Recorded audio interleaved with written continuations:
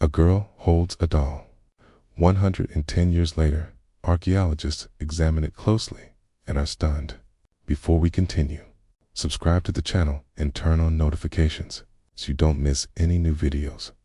The October wind swept across the Nebraska plains with an intensity that seemed to whisper secrets from the past.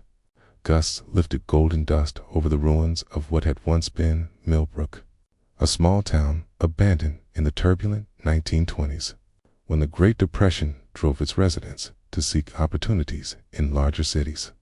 Dr. Sarah Chen, a young Chinese-American archaeologist from the University of Nebraska, was leading her first major excavation at the site. Barely 30 years old, she had devoted her career to studying European immigration patterns in the American Midwest. Her gloved hands trembled slightly, not from the autumn cold, but from anticipation of what might be uncovered in these forgotten lands. "Professor Williams, you need to see this immediately," she called to her mentor, Dr. James Williams, a 60-year-old scholar who had spent 4 decades in historical archaeology. The veteran professor was overseeing a group of graduate students near the stone foundations of what old maps identified as the former Hoffman Bakery. The afternoon sun cast long, dramatic shadows as Sarah worked carefully with her most delicate tools. She had noticed an anomaly in the east wall of a partially ruined house, where the bricks appeared to have been laid differently from the rest of the structure. After hours of meticulous work, her tools struck something that was clearly not natural debris. Inside a carefully sealed cavity, wrapped in multiple layers of wax cloth that had resisted more than a century, Sarah discovered a sepia photograph in an exceptionally preserved state. The image showed a girl of about 8 years old, with neatly combed blonde braids and a white lace dress adorned with intricate details that suggested a family of some economic means. In her hands, the girl held a porcelain doll of breathtaking realism. The doll had real blonde hair, blue glass eyes that seemed to gaze directly at the viewer, and a tiny navy blue suit fastened with authentic mother-of-pearl buttons. The girl's serious expression contrasted sharply with the doll's almost ethereal delicacy, as if she understood she was safeguarding something more significant than an ordinary family portrait.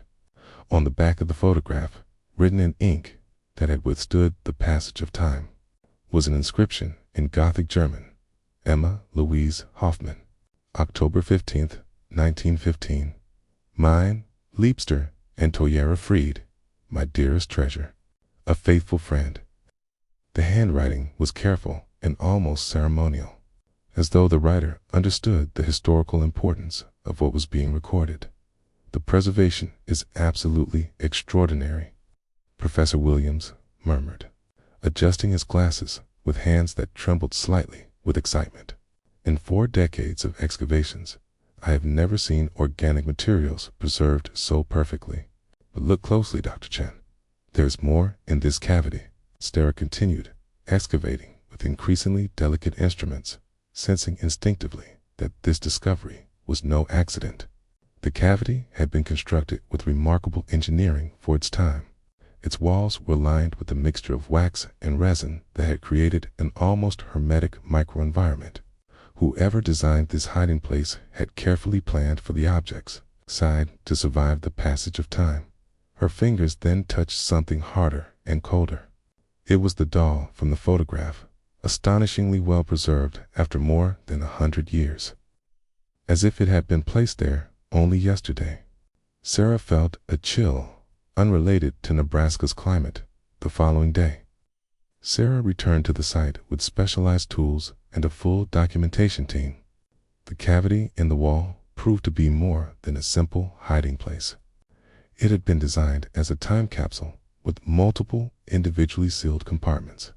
The level of sophistication was surprising for an immigrant family from the early 20th century.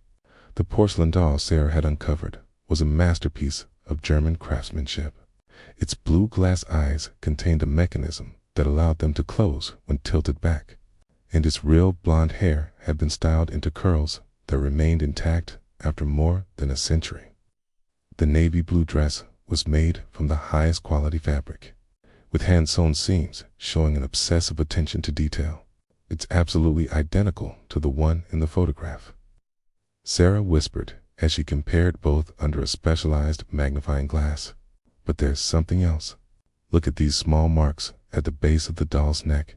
Upon closer inspection, she noticed tiny incisions made with precise tools, forming what appeared to be a coded pattern. "Professor Williams, I need the portable microscope and high-resolution cameras," she said, her voice charged with emotion she struggled to keep professional. "These marks aren't decorative. They're intentional and precise. Someone carved specific information into this doll." As she documented every microscopic detail, Sarah began to notice additional unsettling elements. The doll contained a small, hidden compartment in its back, sealed with wax, holding what appeared to be rolled paper. There were also small symbols carved into the base of the feet, seemingly part of a code or notation system. The wind whispered through the ruins with an intensity that felt as though it carried voices from the past, as if the stones themselves guarded secrets buried for more than a century. Back at the University of Nebraska laboratory, Sarah worked day and night examining the doll's microscopic markings. The archaeology lab, located in the basement of the history building, became her second home. The fluorescent lights cast a clinical atmosphere as she worked meticulously with precision instruments. Beneath the high-resolution microscope, the symbols revealed themselves as a complex combination of numbers, letters in Old German, and signs that appeared to follow a specific notation system. 322195 HF War High Gretsch Ticket. She finally managed to decipher after consulting multiple Gothic German dictionaries and historical manuscripts. Her colleague, Dr. Michael Rodriguez, specialist in German-American history in 19th and 20th century European immigration, approached with a look of professional curiosity mixed with concern. Michael, a 45-year-old man of Mexican ancestry, had devoted his career to studying immigration patterns and ethnic communities in the Midwest. "What do these German words mean?" Sarah asked, pointing to the inscriptions she had partially translated. "Wahrheit means truth, and Gerechtigkeit means justice," Michael replied, frowning in a way that suggested the words carried deeper implications than they first appeared. "But these numbers are more complicated than I initially thought. The 32 definitely can't be a day of the month, so it must be part of a more elaborate code. The initials HF could refer to Henrik Hoffman, presumably the family's father. But the structure suggests this is more than simple family identification." Sarah moved to the next stage of her investigation, consulting the complete historical records of Millbrook in the county archives. What she found left her speechless. The Lancaster County records revealed a story that challenged all of her initial assumptions. The Hoffman family had arrived in Millbrook from Bavaria, Germany, in the spring of 1912. During a period of intense European immigration to the American plains, Henrik Hoffman, the family patriarch, had quickly established a successful bakery that became the social center of the small town. Heinrich was described in local records as a middle-aged man, tireless in his work and universally respected. His wife, Martha Hoffman, was known for her charitable efforts, particularly in helping newly arrived immigrant families adjust to their new American lives. Emma Louise was their only daughter, an apparently ordinary girl who attended the local school and took part in community activities. "But look at this, Dr. Chen," Michael said, pointing to a yellowed article from the Millbrook Weekly.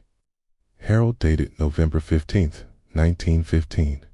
The article altered everything. Sarah thought she knew about the family. The headline was chilling.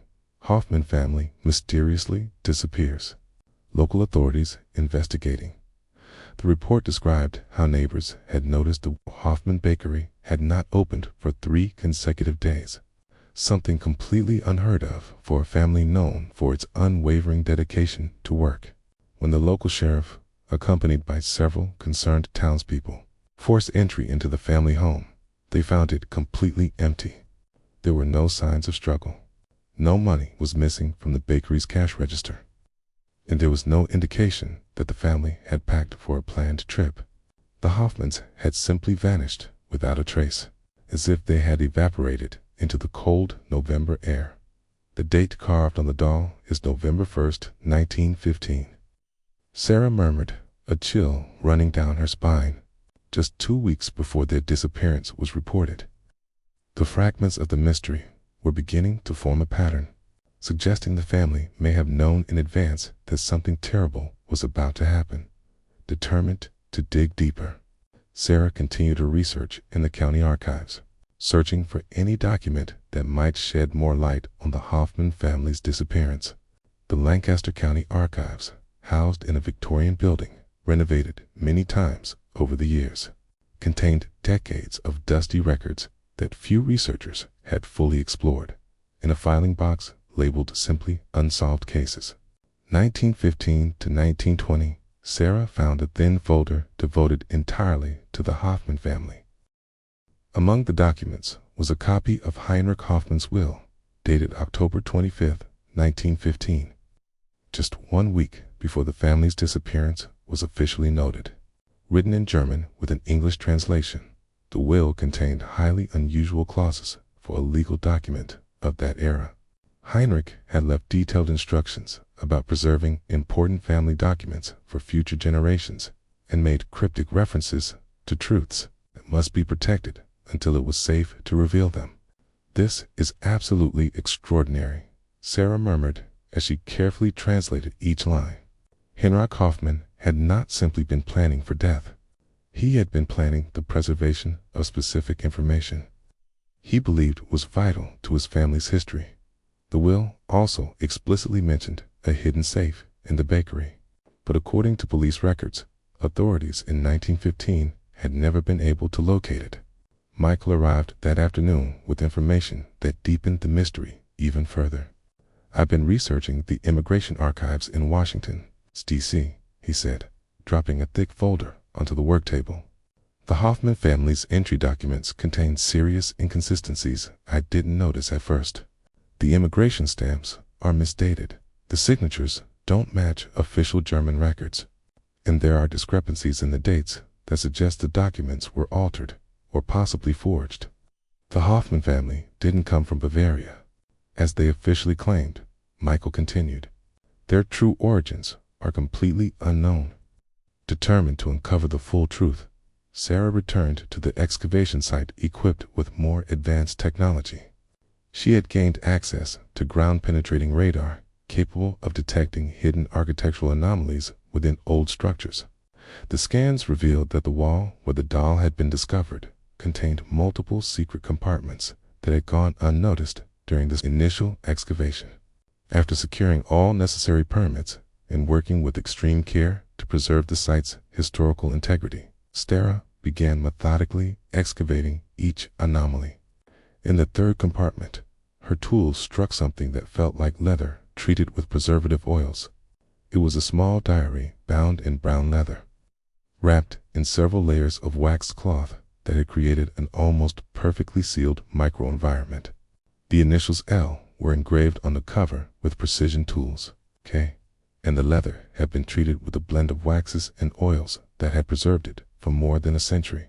The diary's pages, yellowed but remarkably legible, were written in German in the careful, meticulous handwriting of a girl who had received an excellent formal education. Sarah felt her heart race as she began translating the first entries, realizing she was reading Emma Louise's most intimate thoughts. October 10th, 1915. "Papa spoke with me tonight after dinner. His face was very serious, more serious than I have ever seen him. He told me our family must keep very important secrets, and that if something bad should happen to us, I must remember exactly where we have hidden our most valuable things. I don't completely understand why we cannot tell the truth about who we really are and where we come from." Sarah continued reading, each line revealing more unsettling details about a family living under false identities, constantly afraid their past would catch up with them even in the seemingly safe plains of Nebraska.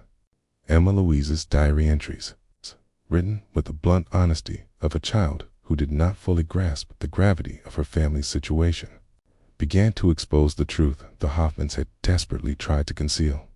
As Sarah translated each page, it became clear that Heinrich Hoffmann was not his real name and that the family had fled Germany under extraordinarily dangerous circumstances. October 15th, 1915. Papa explained more about why we had to leave our real home in Germany. He says he saw something terrible that powerful men did to innocent people in our hometown. When Papa tried to tell the truth about what he witnessed, those bad men began threatening our family. That's why we had to escape with completely different names and documents that Papa says are not completely true. Tears welled in Sarah's eyes as she read on, each entry revealing more about a family trapped by forces far beyond their control. October 20th, 1915. Mama cries at night when she thinks I can't hear her. She misses her sister and her parents terribly, the ones we had to leave behind in Germany. Papa says, maybe someday we can return. But for now, we must stay hidden and pretend we are different people. Michael worked alongside Sarah. Tia verified the historical details described in the diary. His research in German archives revealed that the family's original surname had been Hofmeister, and that Heinrich Hofmeister had worked as an accountant for an industrial company. There, he had uncovered massive financial irregularities involving government funds intended for orphanages, hospitals, and social services. These documents confirm everything Michael said, showing her copies of German records. Heinrich Hofmeister had submitted formal evidence to German authorities exposing a corruption scheme involving extremely powerful political figures. When the investigation began to threaten influential interests, Heinrich and his family started receiving specific, detailed death threats. The final entries in Emma Louise's diary describe the family's last days in Millbrook, recording with heartbreaking clarity how an 8-year-old girl understood that her family was facing mortal danger. As the date of their disappearance approached, the handwriting grew shakier and more urgent, capturing the fear that marked their final moments. October 28, 1915. The bad men found us even here in America. Papa says they have friends and connections in many places, even in different countries. Yesterday, a strange man came into the bakery and asked Papa questions that were not normal customer questions. Mama was very frightened when Papa told her about him. They spoke in whispers all night. October 30th, 1915. Papa told me we must prepare to leave very soon. Maybe tonight. He showed me the special place we built in the wall where I must hide my diary and my dog Greta if there is no time to take them with us. Papa says that if something terrible happens to us, maybe someday in the future, someone will find these things and know that we were good people, that we only wanted to live in peace and be happy. Sarah felt a knot tighten in her throat as she read the diary's final entry.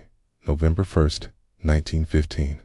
This is probably the last time I can write in my diary. Papa says we must leave tonight after everyone in town is sleeping. Mama packed only the most important things in a small bag. I'm going to hide my diary and my dog Greta in our secret place. If someone finds these things someday, please remember that we were a family who loved each other very much, and that Papa was a very good man who only wanted to do the right thing. Michael's continued research in American and German archives revealed that the men who had pursued the Hofmeister family were connected to criminal organizations operating internationally. They weren't just local German criminals, he explained. They were part of a corruption network with reach in multiple countries, including the United States. Even on the remote plains of Nebraska, the family was never truly safe. 6 months after the initial discovery, Sarah had fully reconstructed the story of the Hofmeister Hoffmann family with the help of genealogists specializing in European immigration and German historical organizations. She traced what happened after the family fled Millbrook on that cold November night in 1915. Records showed they reached California, where they lived under a third, completely different identity. Henrik worked as a carpenter in Los Angeles, Martha as a seamstress in a textile factory, and Emma Louise grew up, attended school, and eventually married an Irish immigrant named Thomas Morrison. "I found her great-granddaughter," Sarah announced during an archaeology department meeting. "Her name is Rebecca Morrison, and she lives in San Francisco." When Sarah explained the discovery over the phone, there was a long silence before Rebecca began to cry. Her family had completely lost all knowledge of their German origins over the decades. Rebecca Morrison, a 70-year-old retired librarian, traveled from California to Nebraska to visit the site where her great-great-grandmother had spent the final years of her childhood. She was an elegant woman with blue eyes that strikingly resembled those of Emma Louise in the century-old photograph, and she carried family documents she had inherited without fully understanding their historical importance. "I always knew there were deep secrets in our family history," Rebecca said, carefully holding the porcelain doll with hands trembling from emotion. "My great-great-grandmother, Emma, lived to be 85, but she never spoke directly about her childhood or her parents. Sometimes, when she thought no one was listening, she mentioned precious things she had to leave behind and secrets that might someday be safe to tell, but we never understood what she meant." Sarah organized a small ceremony in Millbrook, where Rebecca and several members of the Morrison Hofmeister's family gathered to honor the memory of Emma Louise and her parents. A bronze commemorative plaque was erected, telling the family's true story and finally recognizing their courage and sacrifice after 110 years, Sarah said during the ceremony. Emma Louise Hofmeister is finally able to tell her complete story, even as an 8-year-old girl. She believed that one day someone would find her doll Greta in her diary, and that person would reveal the truth about her family.